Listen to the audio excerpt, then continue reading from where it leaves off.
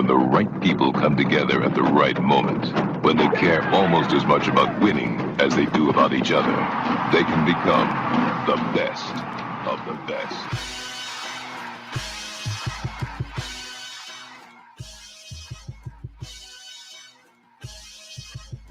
Welcome to the best soccer show, the best soccer show in the whole world. Here we go. It's the best soccer show. Jason Davis, Jay Rodius, Jared Dubois in the building, wearing a shirt with commentary on it. No, sorry. My bad. Sorry. I was just refreshing my subscription to Wall Street Journal. Yeah, amazing articles on there. I don't know if you've ever read them. I do know that they tend to they trend towards pretty conservative when it comes to business and stuff like that. But they do good work. They have solid journalists. Actually, my stepbrother worked at the Wall Street Journal. I don't think I've ever mentioned that. Davis approved. We weren't close. Our parents were adults when they got married. Like, we already had moved on, and so I didn't bond with him much. I just know he worked for the Wall Street Journal. He wrote a book. He lived in London. He had one of those Did they cover soccer at Wall Street Journal? Now I think about it, have you ever met a journalist? Journalist from there? I don't know. I don't think they have sports journalists, but I do think they will cover a story here and there. I think they will. I'm sure there's plenty of financial stories to cover. You know who would know? Mark Fishkin. Mark Fishkin would know if there was a Wall Street Journal. The fish. Thing. Yeah. The big fish. He's the biggest. He's the big. He's got the big. Hey, the godfather of American podcasts. I mean, Mark Fishkin deserves more plaudits than he gets. Mm-hmm. I just saw that they made Bruce DeNord, Bruce McGuire, the fan of the game at the Wednesday night Minnesota United game. Oh, really cool. Night. Yeah, I mean, Bruce is a legend. If you're an old school American soccer head, Bruce DeNord is a legend. Yeah, there was a top 10. If you did a top 10 of original citizen journalists of soccer and stuff like that, you got Bruce, you got Fishkin, Ives, even though he was getting paid at the time, I think by a couple of different outlets, but Ives would be in there.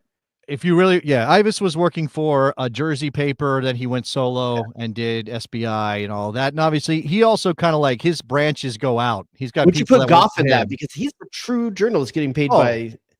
Goff is an OG soccer journalist who's always been on the payroll at the Washington Post. Speaking of guys who work the Washington Post and journalists and guys I respect, Brian Strauss is a friend of mine. Just yours. I would call it acquaintance for me, online acquaintance. He knows who you are, but nice. Have we hung out? I think he and I actually played in the media game back at the MLS Cup back in the day. I think he played in that with me. Yeah, Brian Strauss, great soccer writer, played soccer at University of Pennsylvania. He's played some Ivy League soccer. Brian Strauss, great guy. I had lunch with him a couple weeks ago. Hoping to connect with him again very soon. And he Illustrated fame for some people who may not know. He was at Sports Illustrated. Obviously, things kind of unraveled at Sports Illustrated. And I was actually for a long time. He and Grant Wall were like the stalwarts of Sports Illustrated. They had a little Batman Robin thing going on. I don't know which one was which. I don't want to get into that part of it, but they had a thing going on. Obviously, we lost Grant almost 3 years ago, 2.5 years ago, which is insane to me.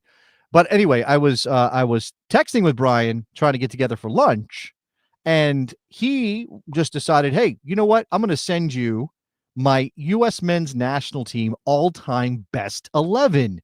And he said to me that he had been asked to do one. He had never done one before, which sounded crazy to me because that's like blogger fodder. It's like very easy. He wasn't a blogger, buddy. He's a real journalist, man. He would do that stuff. I know. He learned at the feet of golf. Get all the other players' collections. And that would probably be more his style back in the day. Like, what do the other athletes consider their top 11? He probably would have done that.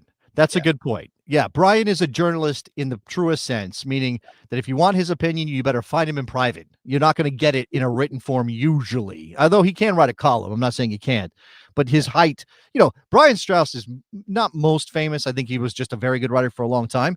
But one of his hallmarks was that he wrote the story about a little bit of a mutiny within the U.S. men's national team when Jurgen Klinsmann was in charge. I think that was right before Snow Classico or right around that period, something like that. I think you're right. I think it was right before Snow Classico. Now I think about it. I think it was pretty great. So again, Brian sent me his all-time best 11, and I thought, what better show to take on the challenge? So before you bring this up, because I see you have an image down there, I can't see it. It's a thumbnail, so I don't know what it says yet. But this is an interesting concept before we drill down, because there's a lot of different ways you can go with this. So are these the best 11 players ever? Or is this the best 11 positionally? Is it just new era? Or are you going to throw like Gagins and stuff in there? Bruce Murray's in there. Like people we never really watched ourselves, but you hear about. There's a lot of gradients to how you can do this. Gradients. That's an interesting word. I do think that, this is sort of like when we talk about what kind of lineup do you think Mauricio Pochettino is going to choose for this game? And you go, well, if it's Pochettino, it might be this. If it was me, it'd be different.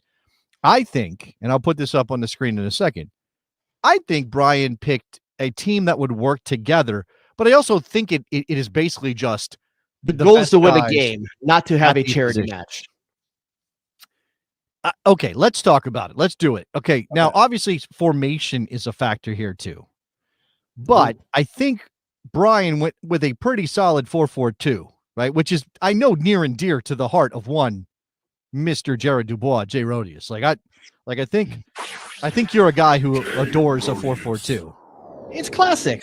I here's the thing: 4-3-3s have their place. I think they are the bacon of the culinary industry 10, 15 years ago. Remember how everything had bacon in it? Like some people were like, all of a sudden bacon was in everything. Yeah. The 4-3-3, it tastes great, right? But you could also not everything should jelly, bacon jelly. We had bacon. We obviously bacon on Brussels sprouts was like and drizzled with honey. And like, what's the point of eating the Brussels sprout now? You're just eating, it sugar gets and to the fat. point where it's like, wow, does everything really need bacon? Can't some things just not have it? Did we have bacon? We absolutely did have cocktails with bacon flavoring in them, didn't we? I had a cocktail with bacon in it. God. That's a week ago. What year is this? It was an it was actually a mezcal old fashioned with candied bacon in it. Okay, I have issues. All right, I'm going to pick this apart. I'm not by no means my drink for the 11th lineup of the drink. I'm by no means an aficionado of the old fashioned at this point in my life. I don't judge. If you need an old fashioned, you want an old fashioned, I think there's a place for an old fashioned. Mm-hmm. But I sort of moved on. Like I was like, I don't need all this extra fluff and nonsense. Just give me the whiskey. Like just give me the bourbon. I kind of agree with you because there's too many really, really, really shitty old fashions out there. Like too much fruit. I mean, simple syrups making its way into stuff like a true old school old fashioned where it's literally sugar cubes, bitters, whiskey, and orange peel. That's all I need. Just clean, classic flavors. And I feel like so many people turn it into a fruit cup, and it's like a fruit cocktail. And I don't understand that. Keep your cherries to yourself. Those are for Manhattans. I don't want it. But this was a weird thing. It was a mezcal old fashioned, which is way, way different. It's obviously doesn't even have bourbon in it. Well, hold on. But this is my issue now. And I know this team is on the screen and people are going to want to respond to it. But you tell me how an old fashioned could have mezcal. If it's not whiskey, if it's not bourbon, how can it be an old fashioned? Is it become something else now? Like, what are we doing here? Like, why are we calling that an old fashioned? If you just replace it, come up with some other name, because that's my understanding. And you're saying, I can't remember if it was actually called a mezcal old fashioned, but that's what it was in a cup. That's what it was. I mean, it was obviously supposed to be tastes like a Mexican old fashioned. Anyway. Speaking of old-fashioned Mexicans, hold on. Now I got to come up with a name. Now it's got to be. It can't be a Mexican old-fashioned. It's got to be like viejo trago, something like that. I don't know. Fashioned doesn't translate I don't know the word how to translate fashioned, but viejo would be the adjective there, and then you have to come up with something else to represent fashioned. Like un algo viejo, like an old thing. I don't know. Just showing off Spanish skills. No, yes, the word algo and viejo, those are complicated Spanish words. Nobody else can speak. You really shouldn't get deported. Okay, careful. You should be careful. Careful. Maybe. Damn, dog. that's in a maybe my wife traveled this week and maybe she made sure to take her passport with her. Maybe that happened. Let's not get too deep into this. Okay. All right. We're looking at this again. This all is right. So for the Brian podcast Strauss listeners, do you want to run through what it's there on the screen first? Yes. Okay. So he in goal. We'll start at the back. Tim Howard. Now there are many options at goalkeeper, but Brian Strauss went with Tim Howard. Across the back line, DeMarcus Beasley at left back, Carlos Bocanegra and Eddie Pope at center back, and Steve Trundle at right back.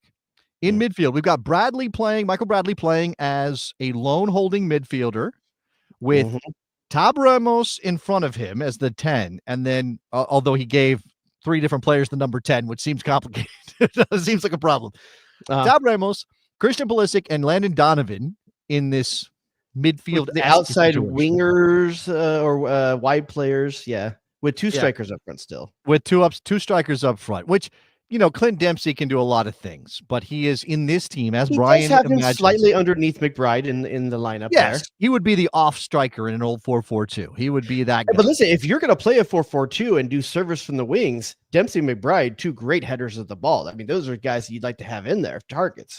I would say that is correct. Okay, now do you want to start at the back and ponder if there are any arguments here? Goalkeeper, I think defense is pretty solid. I mean, there's a couple things you can talk about, but let's start with goalie. I don't have any issue with him picking Tim Howard. I don't. I think that you could make the case that maybe the most successful EPL keeper, Brad Friedel, maybe the most stalwart of EPL keepers, Casey Killer, for my money, maybe the best U.S. men's national team keeper, not so much at his club teams. Casey Keller is a big part in my heart. I was a Keller back in the day when it was Keller or Friedel. I was always a Keller guy. I love me some Casey Keller. So I always feel like he didn't get the run that he deserves, but I don't have an issue with him going to Tim Howard because you could say that Tim Howard's peak was the highest peak of any U.S. men's national league goalkeeper. Yeah, look, I think, you end up going to kind of like, World Cup performances and stuff like that, which is unfair because it's supposed to be body of work.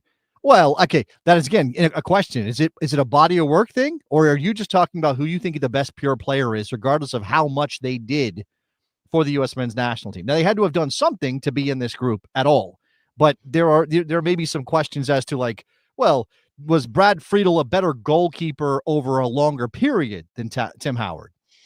Probably not. I think what you're talking about is I think Tim Howard was better with his better distribution, better with his feet. Even I think better distribution by throwing as well. I think Casey Keller's probably the best shot blocker of the 3, and Brad Friedel's probably the best all around keeper that has all those traits. I think you have a little bit. There's one for everybody. It depends what you like in a keeper, I think, but I don't have a problem with him going Tim Howard. Like I said, is there a more iconic keeper game than Tim Howard's Secretary of Defense game against Belgium? Right. Yeah. I mean, Tim Howard has a damn EPL goal. He does, which I don't know that's the deciding factor. But okay, I got no beef with Tim Howard. All right, let's talk about the back. You want to go center backs first or you want to go full backs first? Let's go center backs. I think that's going to be less of a conversation. Okay, so he's got Bocanegra and Pope. Now, I do think some rose-colored glasses, some nostalgia, which he admitted to me, by the way. Again, this is Brian Strauss's team. I think that's in play with Eddie Pope a little bit. I think Brian Strauss and I would guess, are pretty close in age. Me as a 48-year-old man, I'm guessing he's around that same age as well. So for those of us that were, and a little hat tip to our conversation a little bit, those of us who were alive and were there at World Cup 94, Eddie Pope has a spot in our hearts, not just 94, but the early years of MLS, Sure. He wasn't there in 94. I know, but sorry. No. The people that were watching soccer in the 90s, Eddie Pope was the pinnacle at the time. And you always wonder, what could he have done with the exposure and getting his chance in Europe? It's a debate you have with anyone that didn't get to watch him. That being said, I think it is tough to say that Eddie Pope is a better center back than Tim Ream. Just as a center back, in terms of the levels they've achieved. You could say Bocanegra didn't even achieve some of the levels that Tim Ream did. Okay. Bocanegra did it longer. I'm going to bring I'm going to bring in a factor here that comes up every now and then when I am working on that other thing I do. WNBC. As you can imagine, a man who grew up playing soccer in the 80s and came of age in the 90s and missed out on a lot of what is happening around American players or has happened since the end of his career, thinks that all of the guys he played with were good enough to play in Europe. They just weren't given the opportunity. Now, Bocanegra did play, obviously, in Europe. He played at Fulham. He played in a number of places. Carlos Bocanegra had a European career. I think it's Stade Rennes, maybe in France, I think. Yeah, he was in France. Was he at Rangers for a minute? Was Bocanegra at Rangers? I don't remember. I think something like that. Obviously, Tim Ream has been after leaving MLS with the Red Bulls and going over to Europe, he had a long career in Bolton, in English football, whether it was, I think Bolton he started and then and then Fulham in multiple levels, Championship, Premier League, right? Yeah. Would Eddie Pope have been given that opportunity if he was born in, say, 1990 instead of when he was born? I think so, but it's hard to gauge value as a what if, though. Like, I think you have to compare what actually happened. And listen, I saw my own eyes. Eddie Pope is maybe one of the best positional center backs I've ever seen. Just so good. Like I said, you'll hear me say all the time. I think Michael Parkhurst is in that conversation as well for positional defenders. Eddie Pope had the physical stature that Parkhurst never had as well. I think Pope is one of the best defenders that's ever put on a U.S. men's national team jersey. But it is hard to leave Tim Ream out of this conversation based on the heights of captaining an EPL team. I mean, Pep Guardiola, was he ever going to say, I wish I could have Pope on my team if he was a couple years younger? I mean, it's tough. It's tough. Yeah, that one is a leap. I understand. I don't have a problem with it. I'm not mad at him. I think it's a fair shout. So Connor said that Bocanegra's not making his 11. I threw that up on the screen. I'll do it again. He would be in mine. I think that he would be in mine as well. But then so if you do not have Pope, if you do not rate Pope at that level, and again, Pope had an MLS career and nothing more, a very good MLS career, but that's it. Who else are you talking about then? Gooch? Well, okay. Demerit? SEO Spider is throwing out Gooch. No. I don't think Demerit rates there. Good World Cup, but not fair. Story. Yeah, I mean, and then you're just getting into forget how inconsistent Gooch was in and out of this lineup too. Injuries were a thing for Gooch, but when he was good, he was in his club team, like with AC Milan. I don't know. Like, for me, the conversation is Bocanegra's a lock for me because not only what people maybe don't remember about Bocanegra, captained this U.S. men's national team for years, captain of this team, and we talked about it last week, I think. Highest scoring defender in terms of contributions on both sides of the ball. You're not going to find another center back that did what he did. Like I said, not just a defender, but constant aerial threat, highest scoring defender in U.S. men's national team history. For me, he's a lock. The conversation is Pope or Ream. I think it's interesting though that you look at that position, and we'll get to the fullbacks, which is another thing.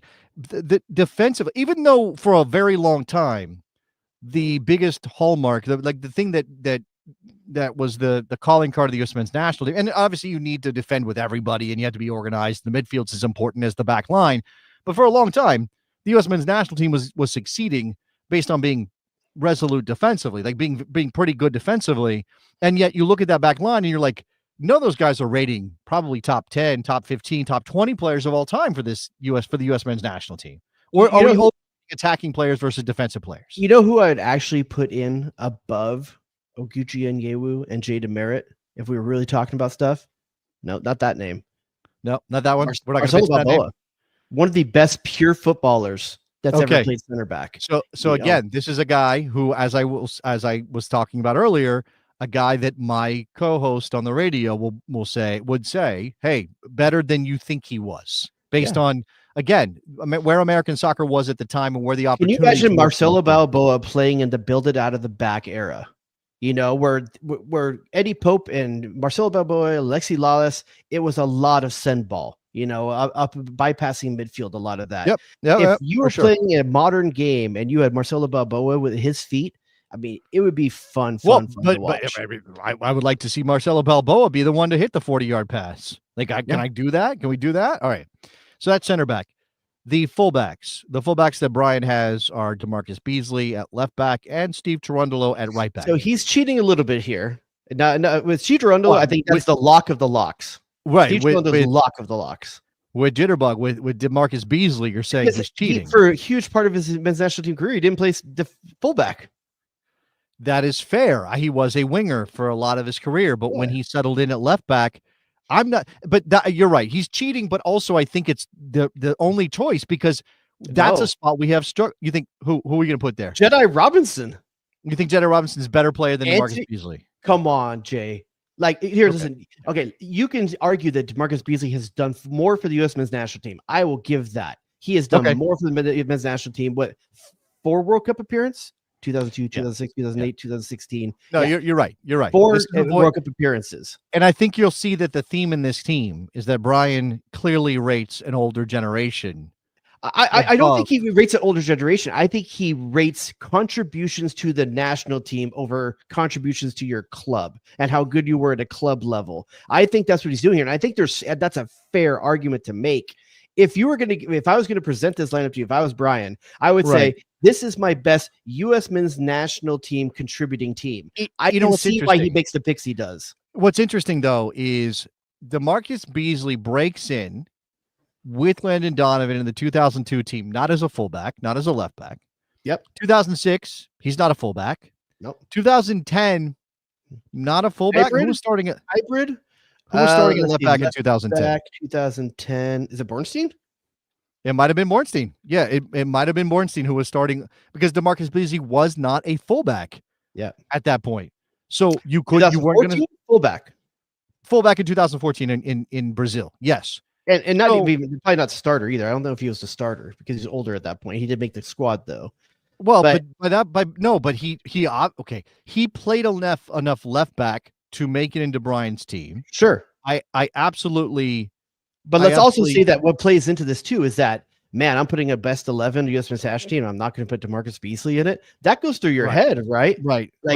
This is, and I didn't really even poke Brian about that choice, and I should have. Now that you mentioned it, I should have, because I think my brain was like, listen, Jenny Robinson's got 5 more years to contribute, though. We don't know the end of his story. That's the thing. I think this is an older guy, and he's a little bit older than us, but an older guy. Not like romanticizing an older generation of player, but sort of rating the entirety of taking the entirety of a career. And DeMarcus Beasley had an incredible one, and putting it over a player who's still in the middle of something and has played in 1 World Cup, right? Yeah. And obviously that's not Jedi Robinson's fault. They could have been a 2018 World Cup, which he would have been younger for, obviously, that they didn't make. 2022, he's also, in this case, if you aren't going to put him in the team, and I agree with the chat, Jedi Robinson should be there. I agree with you. But if you weren't going to put him in the team, what you would say is that the U.S. didn't meet expectation in Qatar, but they still went as far as any U.S. team has gone since 2002, right? It's not that they failed. They got out of the group. They just didn't get past that next hurdle, which has been the story for the U.S. men's national team every single World Cup, even the ones that DeMarcus Beasley played in, except in 2010 and 2014. I think there was more of this magic to it. Like we felt more connected to the team than we did in 2018. Or 2022 rather? Yeah, is that I think when we talk about guys like Anthony Robinson too, you got to remember that generation missed a World Cup. They missed a entire opportunity to cement their place in our mind in terms of U.S. men's national team contribution. And here's the thing. Again, this is a weak spot for the U.S. Jedi Robinson is an elite fullback in the modern game, in the Premier League, belongs here, even if his career's not over yet. But this is a weak spot historically for the U.S. men's national team. What was it? The joke is that Klinsmann thought anybody could play left back. We were always looking for a left back. We never could really find one.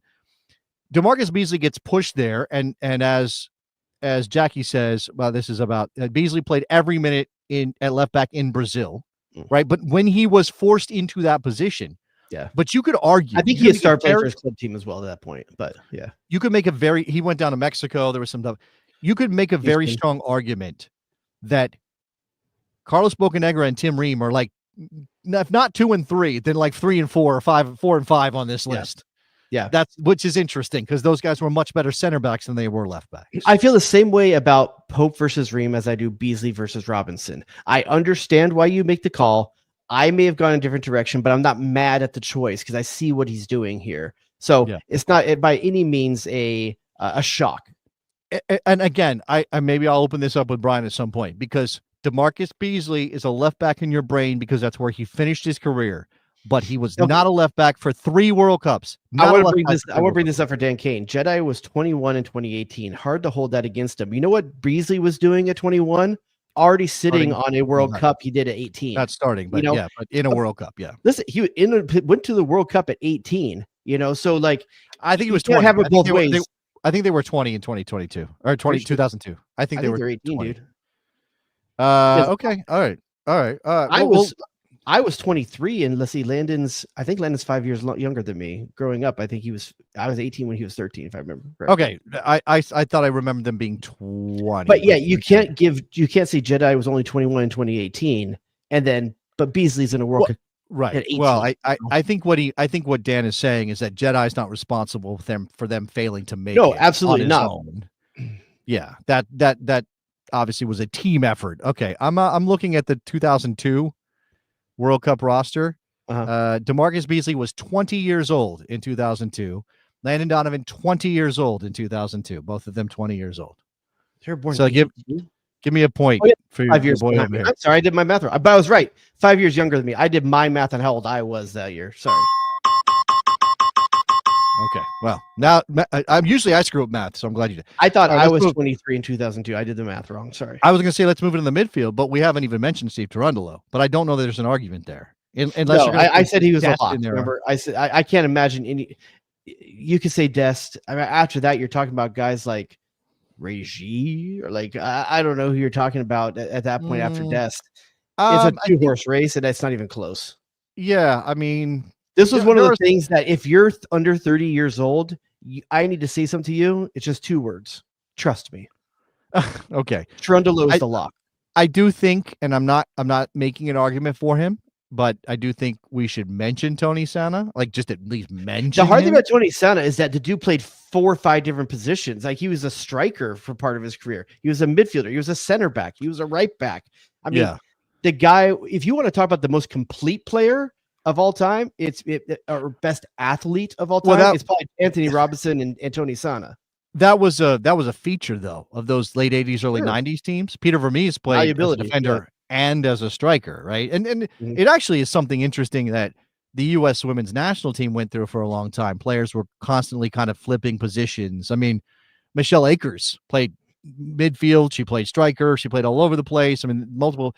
And it's almost like that is sort of like a maturing program feature rather than something that you want to have kind of like, you don't want to be doing it. Like the U.S. women's national team doesn't have they might have players who are versatile, but really you have attackers, you have midfielders, and you have defenders. And you're really not throwing them into different places. I mean, we had the Julie Ertz era, the switch for Julie happened. And I guess that's a thing.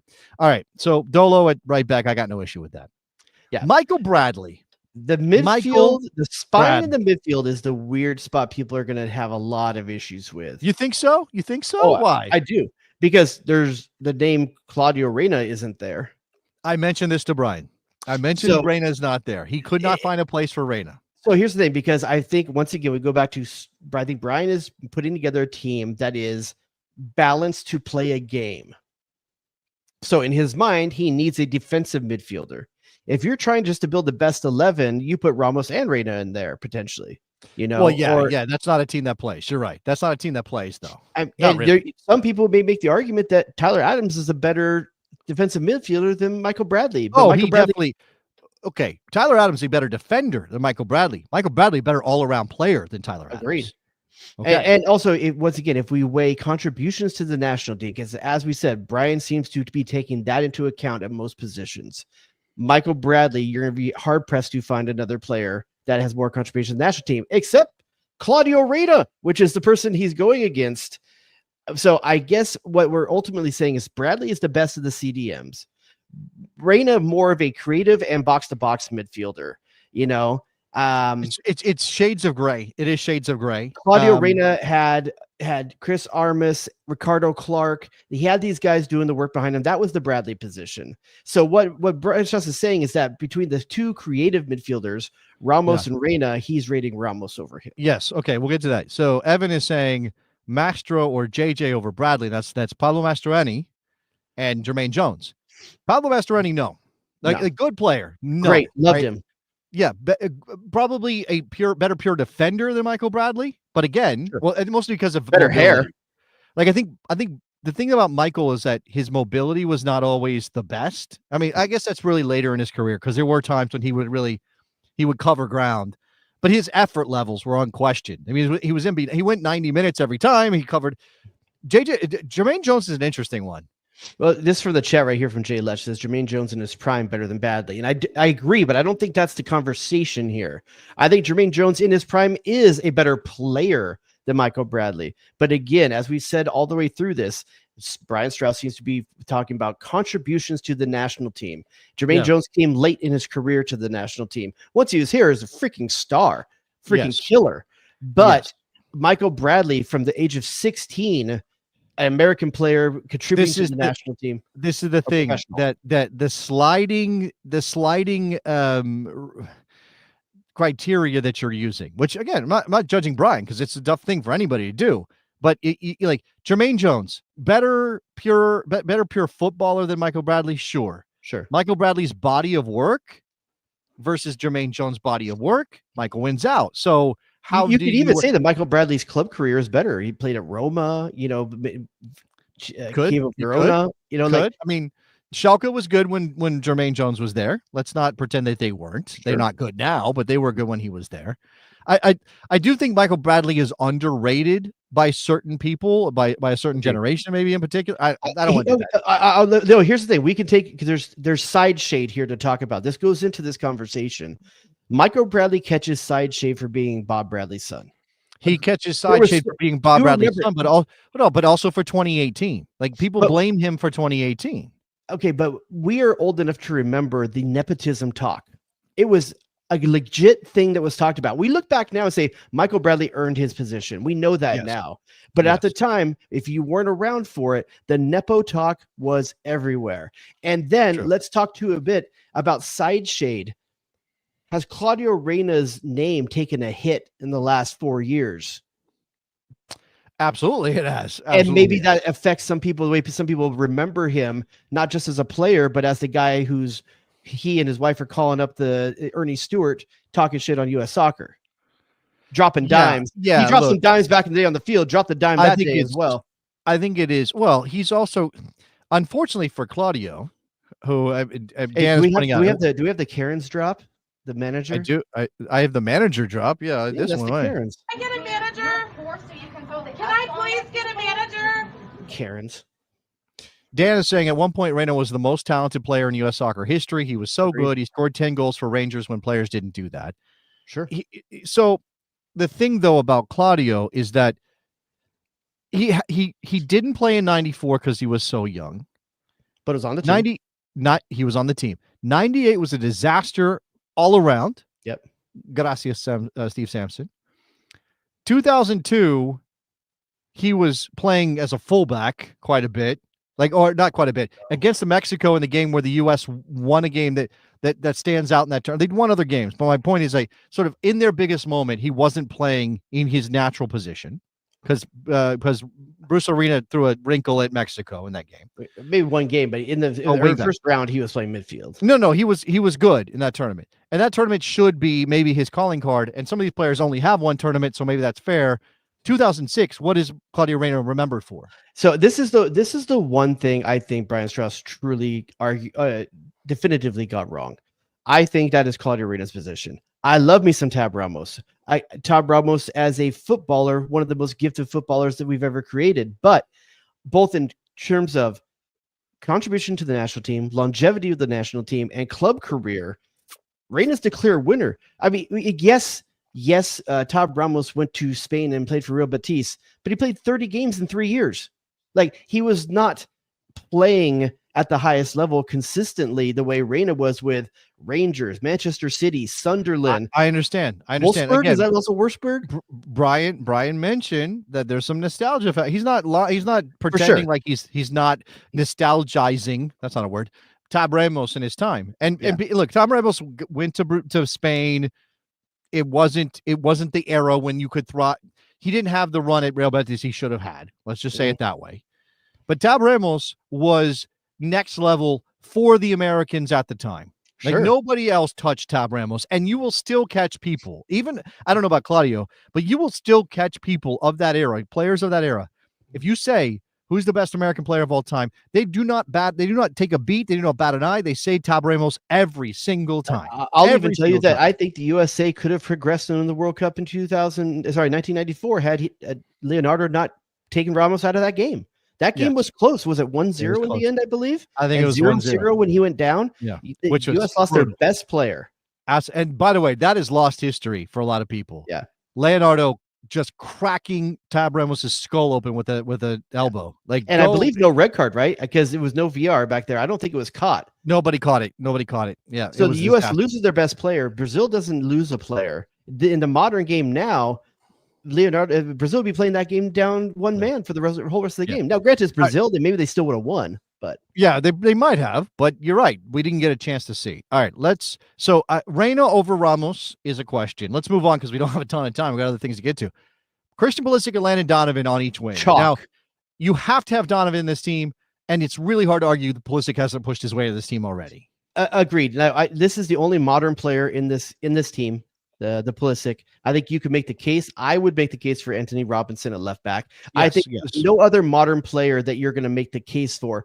Tyler Adams at the end of his career, maybe we're talking about Michael Bradley, but I don't think we're talking about it right now. No, I don't think so. Its way into I think that's interesting that we're talking about a spot where we are looking at Michael Bradley was a box-to-box player. Like he was a defensive midfielder, maybe in positioning, but he was a box-to-box ability player. Tyler Adams is no such thing.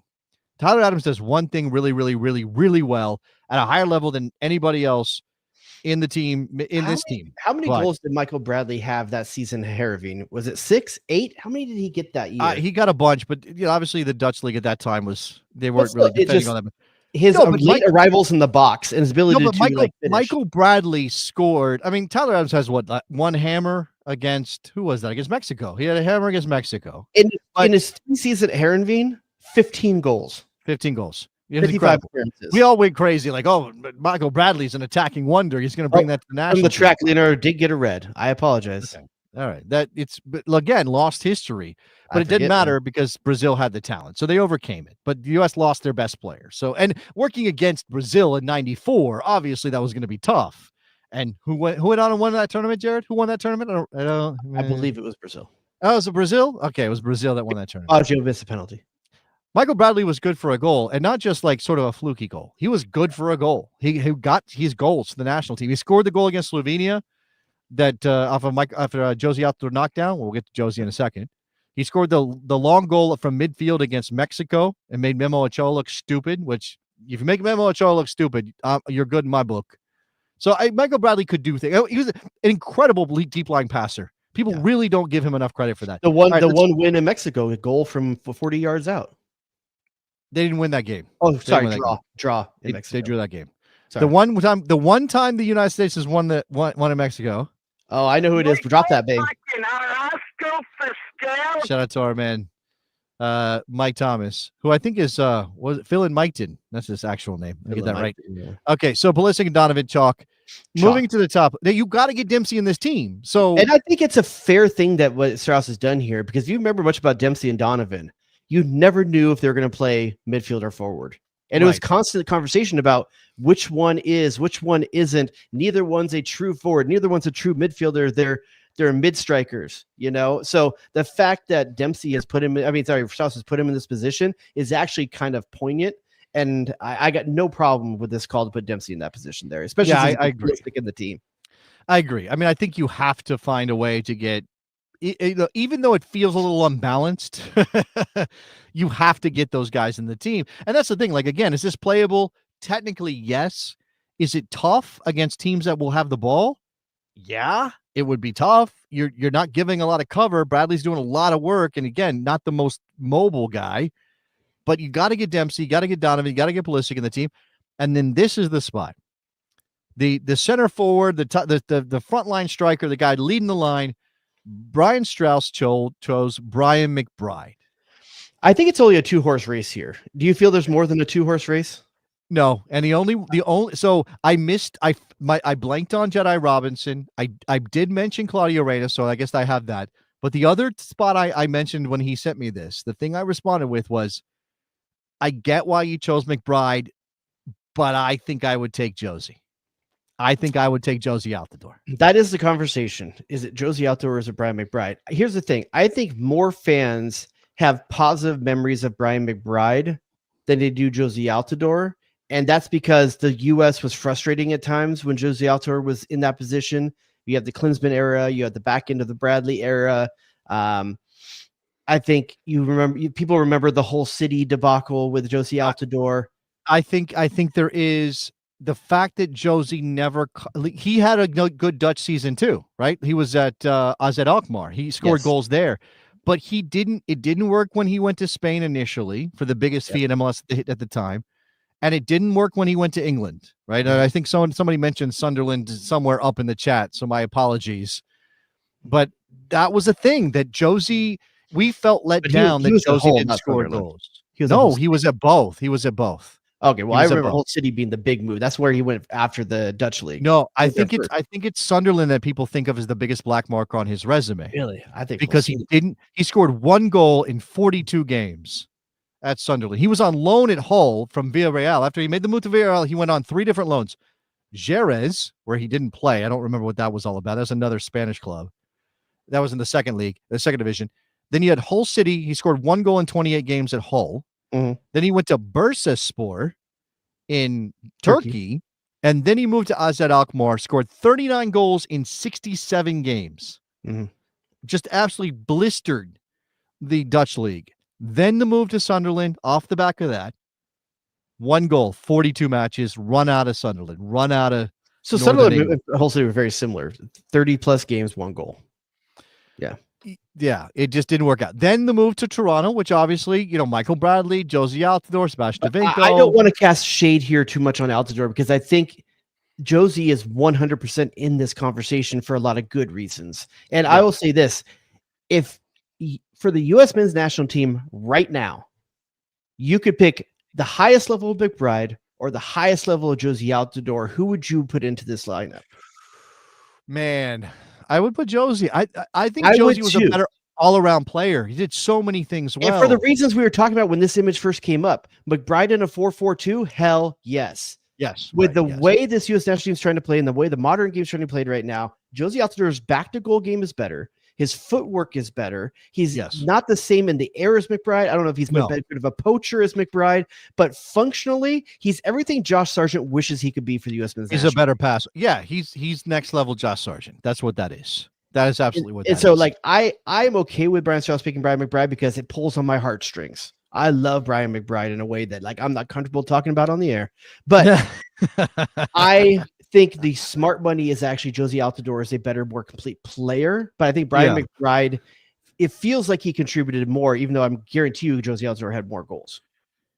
He did have more. Josie's the 3rd all-time leading goal scorer for the U.S. men's national team, if I remember correctly. Now, okay, so anybody who wants to throw in their picks, Connor is saying, does Mathis make the 18? And we had some people ask, who's on your bench? Now, if you're going to pick one player, a duct tape player that can do the most things on the field for you, who are you taking? Like, you get one player that covers as many positions as you can, defender, striker, whatever. Well, okay, somebody like that. I don't know if I have somebody like that in my mind. I mean, Josie not being in Brian's team, I would have Josie there and then maybe McBride on the bench, but that's just striker for striker, like for like. We talked about it earlier, man. People don't remember Tony Sana. Tony Sana probably gets in there. I would say that somebody mentioned John O'Brien. I would love to have him on the bench. Yeah, peak John O'Brien. Clint Mathis is an interesting one. He can do a lot of things. Clint Mathis can drop deep. He can obviously play up high. Like Claudio I can do a Reyna, lot of things. Claudio Reyna, Yeah. criminal, not in the lineup, could play defense if he had to out wide, not center back or anything like that. But yeah, man, I would throw maybe even if you're talking about be able to contribute on both sides of the ball, Timothy Weah. Okay, I could see that as a bench option, not because he's had the career that deserves inclusion, but because you need him in a game where you're trying to win. I would say that. Well, I'm trying to think of another. I mean, honestly, McKennie would probably be on my bench. The things he can do, a little bit of duct tape. Hey, I like this from Trooper Barry. Haydock just needs to be there for the vibes. I mean, 100%. But we can get him as the mascot. We don't need to have him on the spot. Talked about or saw Frankie Haydock. We don't have enough Haydock in our life.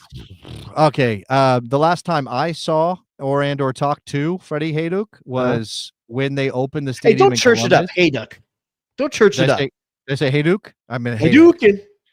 Well, what did he name his kid? His kid's got a Charger or no. It's an Italian player name. Yeah, it's an Italian player name. No, it's not. I mean, that's not too far off. Nesta. It is Nesta. Nesta. Yes, that's what Dunny named his dog. Yes, he did. Right. Yeah. Anyway, Frankie Haydock saw him at the opening of the Columbus Crew Stadium, Lower.com Field. They did a parade. Zach Steffen was there, he was in the mid-twin moves or something. Zach Steffen was there, former Crew player, and Frankie Haydock, who just, just doing Frankie Haydock thing. And I popped up next to him and I was like, hey man, I do this show. I talked to you before. I just want to say hi, whatever. Yeah, dude. Yeah, brother. And then we just marched on. It was exactly what you wanted from a Frankie Haydock. A complicated handshake with a hug. I love it. Something like that. Yeah. By the way, one of his kids' names is Hendrix. Hell yes. That is fucking Haydock right there. That's pretty good. All right. Hendrix, we have limited time. Thanks to Brian Strauss for inspiring this conversation. I had fun with that.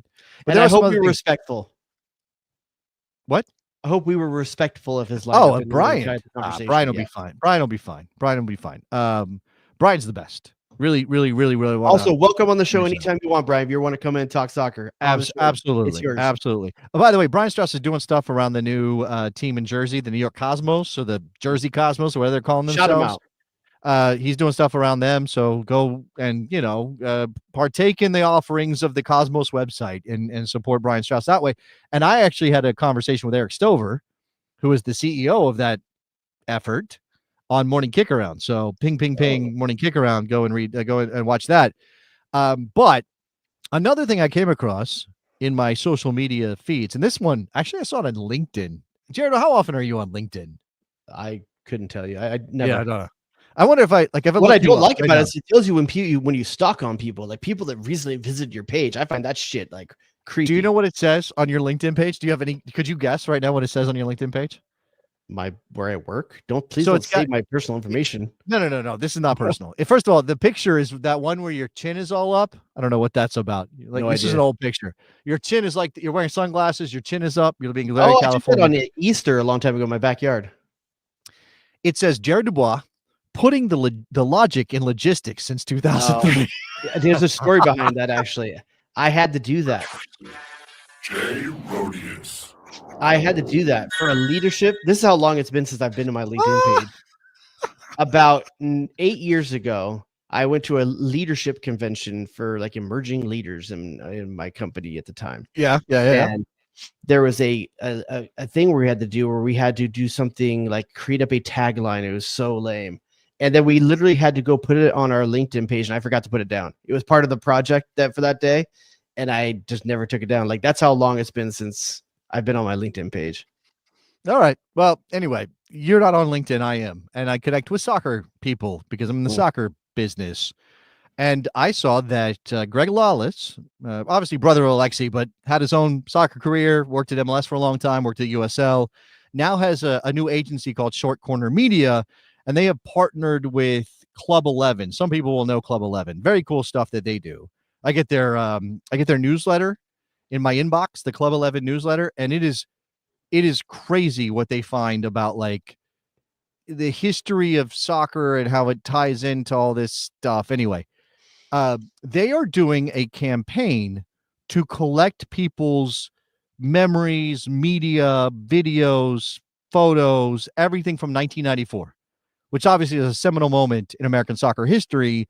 And since the World Cup is coming in 2026, it seems like a perfect time to sort of like start collecting all this stuff. And, you know, obviously, like they have a Google Doc form that you can go and fill out. If you are a bestie, you can find that in the Slack. If you're not a bestie, you should become a bestie. Patreon.com/The Best Soccer Show.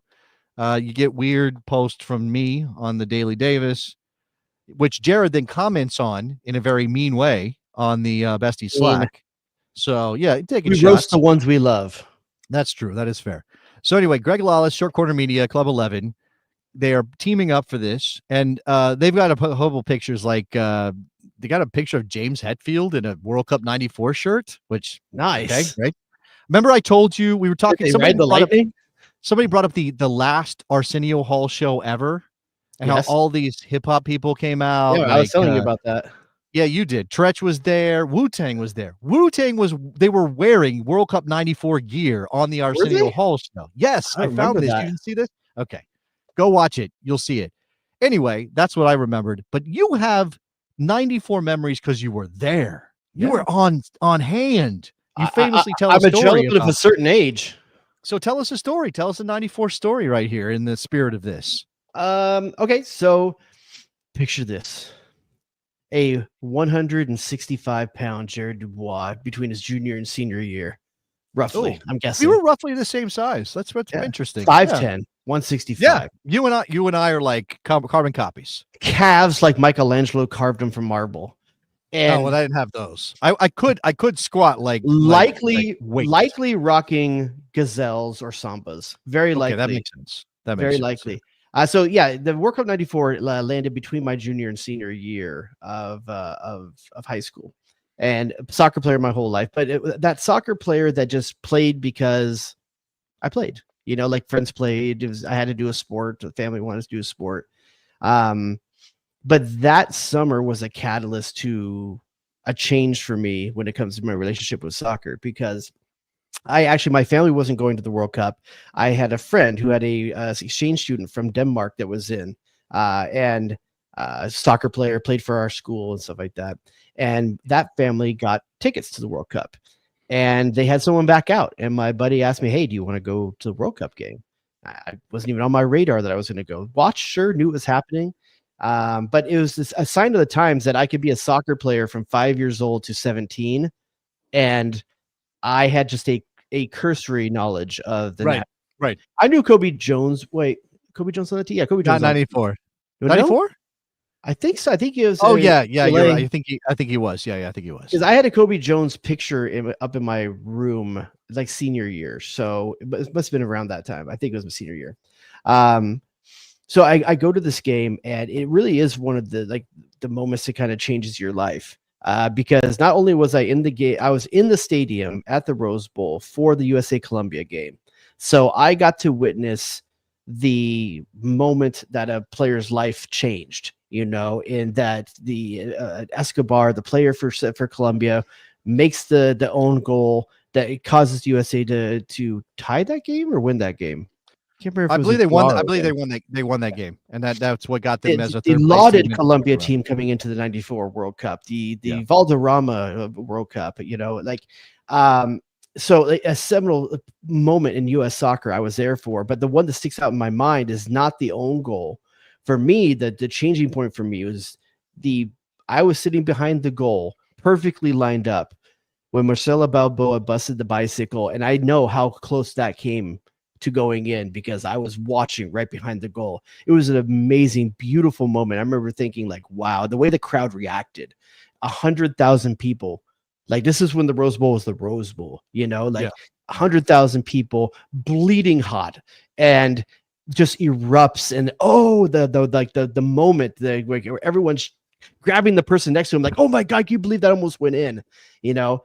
And then that was a change for me going into my senior year. I was a bench varsity player. I was a JV player my junior year. That tells you how good of a player I was my junior year. Most guys are not playing JV their junior year.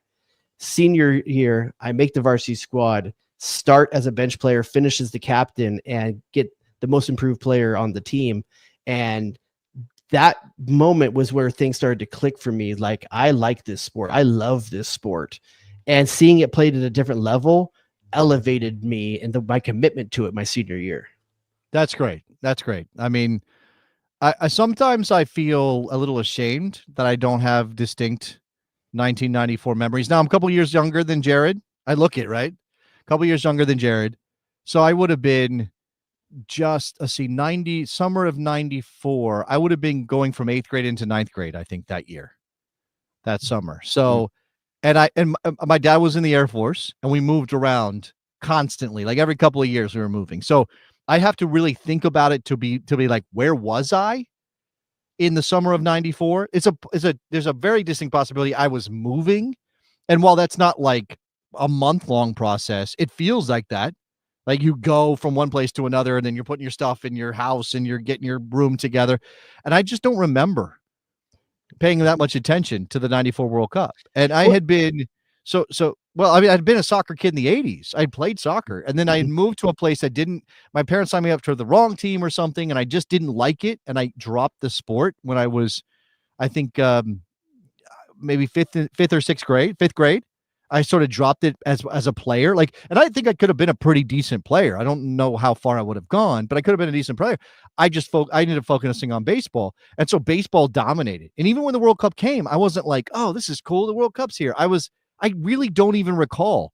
And so sometimes I feel ashamed about that, but I also recognize that, like, not everybody has the same experience. I wasn't living near any game. It wasn't like I could have gone to any games.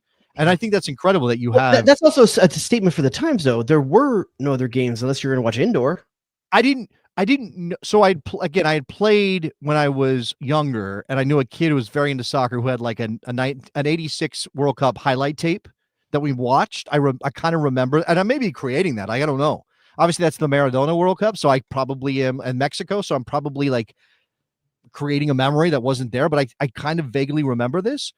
And he was super into it. I really wanted to be a soccer player. Like the team I played on when I was that age I had fun. I don't know how good we were. I thought we were great, but I didn't have heroes. I didn't have people. I didn't see Marcelo Balboa trying to hit a bicycle kick and go, that's my moment.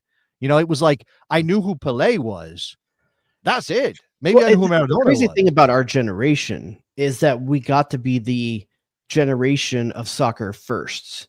You know, like literally the first time I ever watched a professional soccer game was the World Cup night game against USA versus Colombia. That's my first time I ever watched a professional soccer game in person, you know, and not just that, I get to have that first.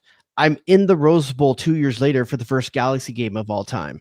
You know, like there's not many generations that get to be the generations of first, and we got to be that. Now, sometimes that clouds our judgment. Yeah. We talk about things look, like that. This is a good example of that. Let's be honest. Brian Strauss's 11 for the all-time U.S. men's national team has some elements of again, sort of like romanticizing that period that we were all growing with the game. I like this from Dan Kane in the chat. I literally chose Rutgers because of Lawless. I chose Boston University because of Howard Stern. Is that the same thing or no? I thought you were going to say for Flutie. Oh, no, he went to BC. What are you talking about? Oh, those different places? Oh my God, I'm going to come over there and beat you. All right. Anyway, doesn't matter. No, I think it's cool that we get to relive this. And I really hope this project gets off the ground. Go help Short Corner Media and Club 11 collect this. If you have anything, or you know somebody, like if you've seen somebody's pictures or videos from the World Cup in 94, maybe somebody recorded stuff off television, right? Because that's a thing. Like we live in an era now where everything is available. And there are some stuff that you'll go far enough back. You're like, I can't find a video of this. I can't find a video of that. But generally speaking, if we want to see something within the last decade, it's right there for us. Yeah. YouTube has everything. Oh God, high definition has ruined us though. I can't watch old sports stuff, man. Standard definition. Oh my God. Didn't we do like some COVID stuff with like Rob Stone on like games? Yeah, we did. We watched an All-Star game. Remember, we watched an old All-Star game with Rob Stone with Goalie Wars, if I'm not mistaken. Yeah, and All-Star time is now, so it's actually a perfect fit. Like I forgot about that. So that's 5 years ago now that we did All-Star stuff with Rob Stone because and yeah, right. It was tough to watch. 94 is like in the mists, man. Like it's not like it's almost like you have to shout out to create Rod it. Stone. I like the way he dresses on Fox. I think I He's like got the style. way he dresses. Man's got style. I will give him that. I will absolutely give him that. All right. Briefly before we run out of time, and we are almost out of time. I teased this on Blue Sky. I called him Gio Reyna because I don't have a clue. I did catch a tweet. Apparently Fabrizio Romano is saying that Parma is submitting a bid of about 6 million euros for one Giovanni million euros. Yeah. Wow. When you think that there was talk years ago after Pulisic left that Gio would go for around the 40 million mark like Pulisic did.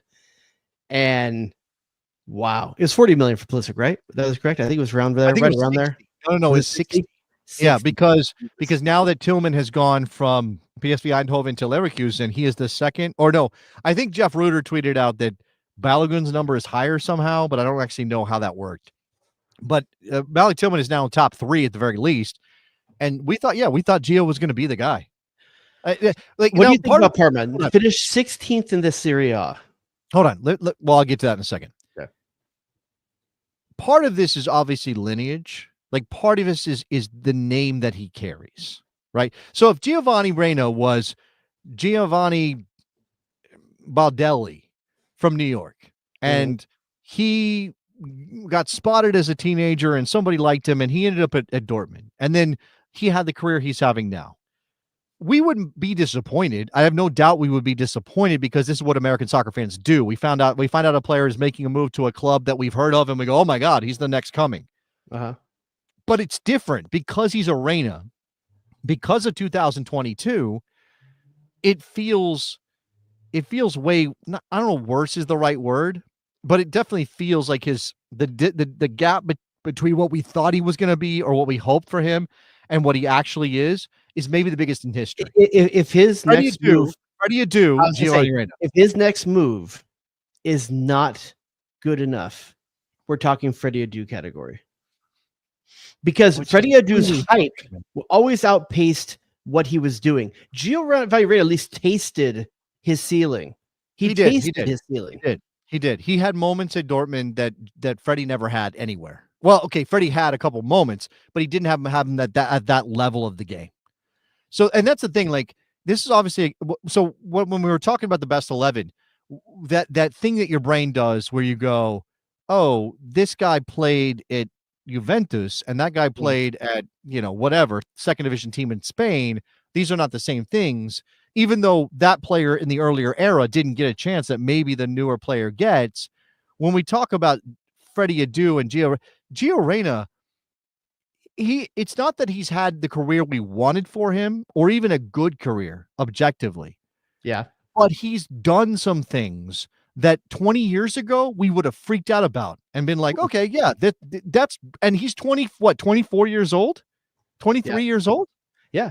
I mean, but he's approaching that age now. It's like, wow, he's that old already? Because at 1920, it's like, wow, again, the world is his oyster. Go back to, we just talked about how Donovan and Beasley were 20 in 2002 and made that team and made a mark. And we were like, oh my God, we have 20-year-olds. What a new era for American soccer. If you were 23 in 2002 playing in the national team, we'd be like, oh, this is a new player we're very excited about. It's a new guy. Clint Dempsey didn't break into the national team until he was 23, 24 years old. Yeah. And Gio Reyna has already had this career where we're like, oh, we'll just throw him in the dump because in the trash heap, he's done already. Now, obviously, that's also what football does. 22. He's 22. I aged the man. He's 22 years old. Jeez. No, and I'm not even saying that we shouldn't adjust our expectations based on the development of our players and the opportunities. He gets one more move. I think he has earned the right to reserve judgment for one more move. Nottingham Forest wasn't great. Yeah. A lot of things weren't going well in Nottingham Forest anyway, but if one more move doesn't go his right way, it's like, yeah, soccer's not the problem. It's him. I did radio yesterday. Wednesday morning I did radio. That was yesterday. Wow. I did radio yesterday morning, and I said, well, based on the news that's out there in England and transfers, that if Gibbs White goes to Tottenham, then maybe Gio should go back to Nottingham Forest. Maybe he get to play. Because he was so well regarded last year. I know. What was that last year? Or was that year before that? Well, I'm sorry, I don't mean just this past one, the one before. Oh, okay. I see what you're saying. You're like calendar year wise. Yeah. Yeah, man. Parma. You know what? I do not give a shit as long as he plays. I do not give a shit. He's got the girl. 16. He needs to get his shit together. 16th in the Serie A last year. The top goal scorer for Parma. How many goals do you think the top goal scorer for Parma had? 8, 9, 4, Jason. 4. There's multiple people with 4 Wow. goals. Wow. Simon Thum, we had 36 starts, 4 goals. Dennis Mann, 23 starts, 4 goals. That's between the 2 top scorers, 8 goals.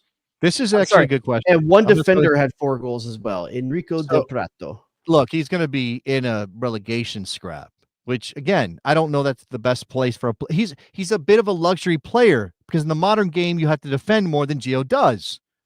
But Dan says something interesting. Why doesn't Holden sign him? Meaning, why doesn't Majorca make a move for him? Because they've got something going, and they sign an American.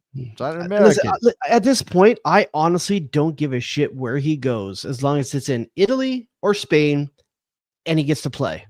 That's all I want from him. I want him out of the Bundesliga. I want him not in the EPL. I don't want him in the Netherlands. We haven't done this in a while. It's not apparently happening. Everybody squashed this rumor. Gio Reyna at Parma or Gio Reyna at LAFC? Playing. Why? Well, wait. Hold on. What, Parma is not going to play? Is that the other scenario? Let's imagine he's playing games on a regular basis for either team. You would have him at Parma over LAFC. Absolutely, Parma.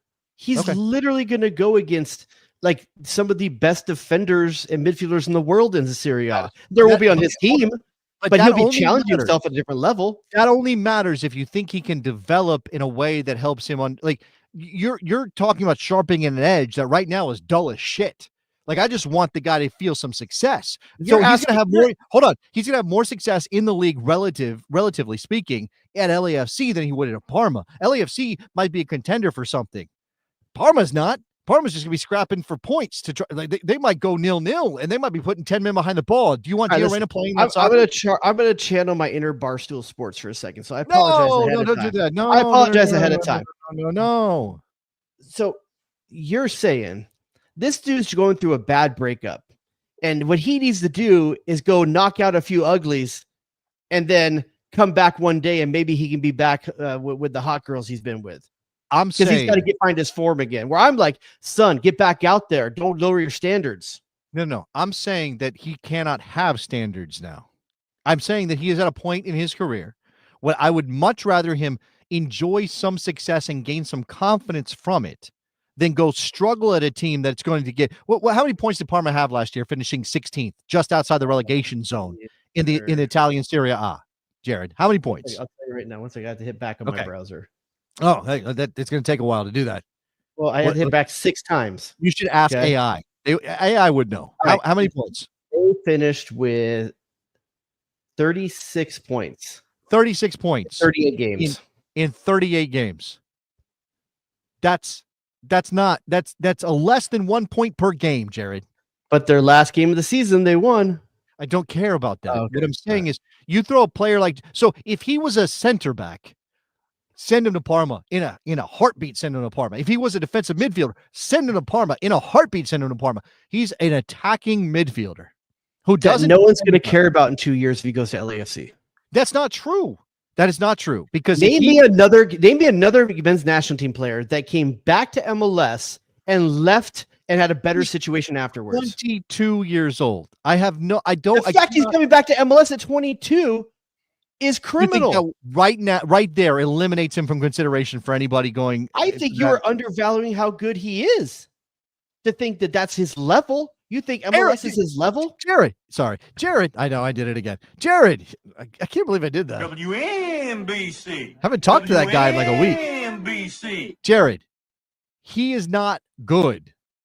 If you look at his record, like whatever you think his talent is, he is not. You cannot call him good. How can you call him good? All right, get over it. Come on. What do you mind? Talent-wise, I mean, talent. And listen, because you can still make the case that coaches, new you coach have doesn't no know idea how his talent fits in any European scenario right now. You have no idea. I don't, but I've seen that at least there is a glimmer of talent there. I've seen it for the U.S. men's national team. That's funny. I'm sorry, that's funny. Why does his name come first? What we did? Janalda? Is that what Janalda? It sounds like a Brazilian pretty word. Good. That's pretty good, actually. Oh man, I gave her the good Janelle. I gave her the Janalda. Oh no! Right, the Janalda. Let's see, man. So, but I just think that it is let's be honest, it's a white flag. If he comes back to MLS right now, think about what he's never played, and he's not. He was a New York City FC development player, academy player. So the only scenario in which do they still have his rights? It would be I don't think so, because he's a national teamer. It doesn't work that way. The only situation you think it would be appropriate for Gio Reyna to come to MLS is if he literally has no options in Europe in the top 5 league. I think he doesn't have any options in Spain or Italy. I don't want him in those other leagues. If Lyon wants him to replace Ryan Cherki, I didn't think about France. I'm okay with France, but I'm barely okay with France. Oh wait, I'm sorry. What you say, Lyon? Yes, French Lyon, not Mexico Lyon. Okay, no, so I just want to make sure. Okay, Olympique Lyonnais. You want me to be like that? Okay. Yeah. By the way, okay. So yeah, I'm okay with fair France. overtime. You guys are getting. We're overtime. We're bonus, and I got to get up early to work radio. So you guys are getting some extra stuff. Robert is saying Saudi League. Saudi League. Not only is it a white flag, it's a white flag that says you're a gold digger. Yo, hold on a second. Al Hilal beat Manchester City in the Club World Cup, Jared. Okay. A bunch of teams beat Manchester City last year. And that's true. There are some rumors that I believe it's Ronaldo's team, Al Nassr, might be making a play for Christian Pulisic. He would never do it. Not in a billion years. Listen, that'd be the Trumpiest move ever, though. Would it, though? It's actually that money. They got golden toilets there. Here's the thing. I'm not trying to defend the man. He shouldn't be doing Trump dances. Shouldn't be voting for Donald Trump. I'm sorry. If you guys voted for Donald Trump, I can vote. People vote for whoever they want. I'm going to give you shit, but you can vote for whoever It's really clear right now that this show is not that side of the coin. But I think Christian Pulisic is emblematic of a generation that just doesn't give a shit and thinks shit is funny. And so he thinks Trump is funny, and maybe he voted. I don't even know if he voted, right? But he thinks the dance is. I think that's bad. I think that's abhorrent. But going to Saudi Arabia, no, he's not doing that. He wasn't doing the dance. He was just jerking off 2 guys. Just jerking off 2 guys. Just no big deal. Who hasn't? Who hasn't? In there, you have a pool. I don't have a pool. You do key parties. I don't do key parties. I don't know what I've told you before. Everyone in California is 49% gay. The funny thing is, like, out of the 2 of us, I'm the one that actually likes dancing, and I know. Never mind. If you are a bestie and you are getting the Daily Davis, you know that today I said some things that, in certain circumstances, some people might be like, "Oh, yeah, you're so emotional. Oh, you must be." No, we're not doing any of that here. All right, listen. The besties is a safe place. It is a safe place, but like a good safe place. Yeah. And sometimes we roast each other. Sometimes Jared says, "Oh, you believe in a God who made the world in 7 days. What are you, an idiot?" That's what Jared does. I was doing my Jared right there. That was Jay Rodius. Did you get that? I was defending myself at the time. You were saying I was ridiculous for thinking aliens are a possibility. I know. One is way more factual information than the other. I think Jared believes in imaginary creatures. Jared thinks I believe in imaginary creatures as well. So we're there. Listen, we both believe each other. That's all that matters. Dan, I'm going to help you out. Dan is saying, where's the bestie sign up?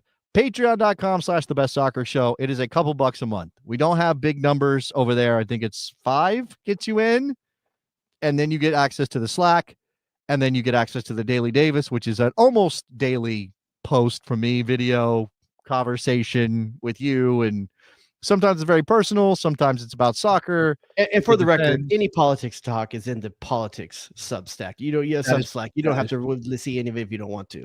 I will say that the most jumping channel it's right the now. one. It's the hopping one. It's the hopping one. But listen, there's one dedicated to music. There's one dedicated to video games, RPGs. There's lots of different stuff that people. You know what? You know what? I might be back in. So it's been a long time since anybody posted. I might be back in the Besties Invest. I might be in there because this. All right. My wife is asleep. She gets up at 4 o'clock in the morning. My wife wants to be an influencer in the financial realm. Just saying, maybe I'll be asking you people to follow my wife and the stuff that. How do you mean that? Online in a social media scenario. Let's be sure to clarify. Yeah. Okay. Look, Trooper Barry is giving me investment advice. Index funds don't get spicy. Trooper, this will come up again. If you are in the Slack, you already know we've talked about these things. Jump in the Slack. Let's go. Let's do this. Let's talk about this. All right. Yeah. All right. Look, again, we could be doing this forever, but here we are. We got to go. All right. Anything else, Mr. Dubois? Any other business? That's it, boys. I hope you enjoyed what was a very we just kind of bantered. Just a little bit of banter today. We did. A lot of old school stuff's being talked about, which I like. Can I do something? This is pulling back the curtain completely. A conversation you and I have not had in any forum. You want to have it on this, not a bonus? Like you want to have that here, whatever it's going to be. Think about it first. It relates to the end of the show. Okay, let's go for it then. Okay. So we have a tradition on this show. This goes back to the earliest days of the Best Soccer Show. We have a tradition. What's that? We play a song. I play drops over the top of that song. Is that song appropriate in the year 2025? Hey, I still feel like only the best will do. I'm good. Okay. So you're okay. Like you separate the art and the artist. Absolutely. Okay. That's all I need to know. I played Michael Jackson earlier, son. There you go. Michael Jackson. That's what I'm talking about, boy. Okay. Listen, problematic, but man, that Off the Wall album. Oh, there's a lot of those problematic people out there. All right. That's it. I got my answer and we're out of here. Talk to you guys soon. Bye.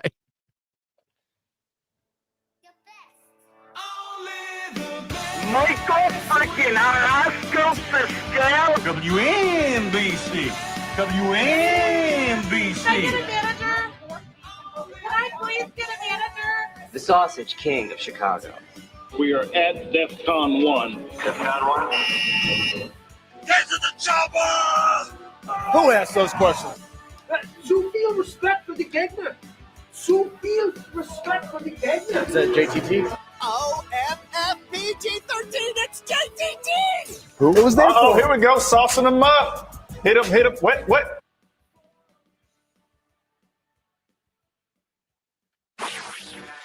Jay Rodius.